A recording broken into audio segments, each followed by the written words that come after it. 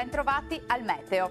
Tempo via via più stabile dopo il passaggio perturbato di inizio settimana. La pressione infatti torna ad aumentare. Vediamo il dettaglio di martedì 24 settembre.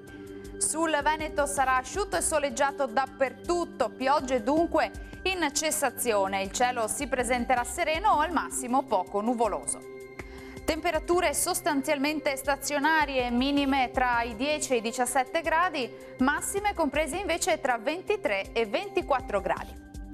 Situazione simile anche sul Friuli Venezia Giulia, con ampio soleggiamento su tutti i settori. Qualche addensamento solamente sulle aree costiere al mattino, ma senza ulteriori conseguenze.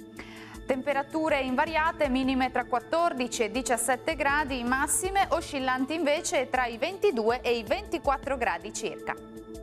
E torna ad essere buono il tempo anche sul Trentino Alto Adige. Il cielo sarà al massimo poco nuvoloso, qualche foschia mattutina sulle vallate alpine.